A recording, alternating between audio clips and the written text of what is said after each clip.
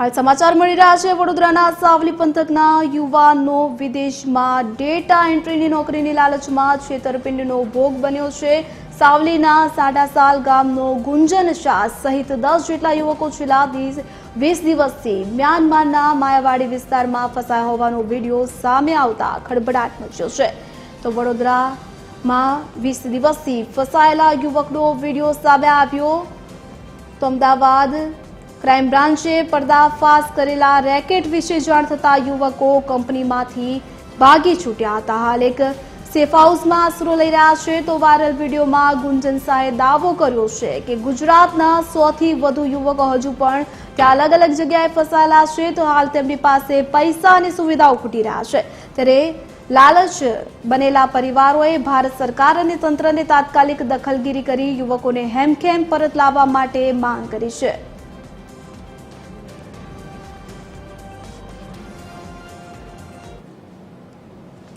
मारो बाबा गुंजन थाईलैंड 4 महीना थी गयो छे।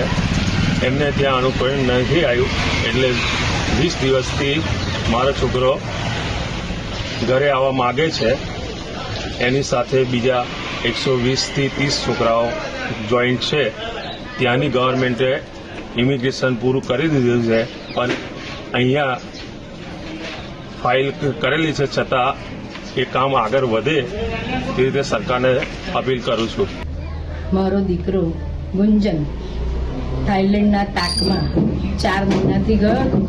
છેલ્લા 20 દિવસથી એમને કંઈક અજુગતું લાગતા ત્યાંથી નીકળી ગયા છે અને મ્યાનમારે એમની ફાઇલ પણ રિપોર્ટ કરી દીધી છે, જે અમે સરકારશ્રીને સોંપી છે, પણ હજી સુધી એના ઉપર કોઈ એક્શન લેવામાં આવ્યું નથી। તો અમે મીડિયા દ્વારા સરકારનું ધ્યાન દોરવા માંગીએ છીએ કે આપણા જેટલા ભારતીય છોકરા ત્યાં ફસાયા છે તેમને પરત ભારત લાવવામાં મદદ કરે।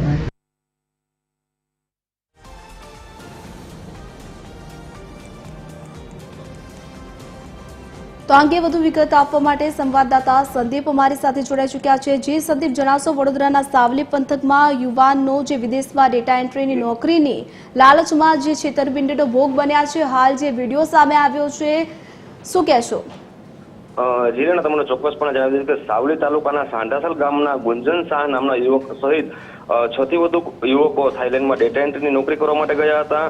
પરિવાર દ્વારા જાણવા મળ્યા પ્રમાણે જે તે સમય દરમિયાન અમદાવાદ ક્રાઇમ બ્રાન્ચ દ્વારા આ રીતે યુવકોને ટાર્ગેટ કરતી ગેંગનો પર્દાફાશ પણ કરવામાં આવ્યો હતો અને સાવચેતી માટેના સૂચનો પણ કરવામાં આવ્યા હતા।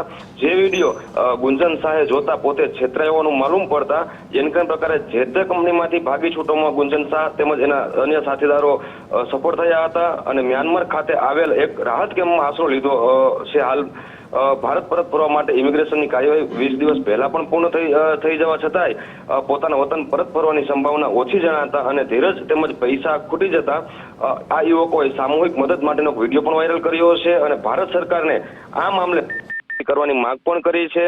સાથે સાથે યુવકના માતા પિતાએ પણ પોતાના પુત્ર સહિત સૌ ભારતીય યુવકોને હેમખેમ ભારત સરકાર પરત લાવવા પ્રયત્નો કરે તે પણ માંગ કરી રહ્યા છે। જી રેના।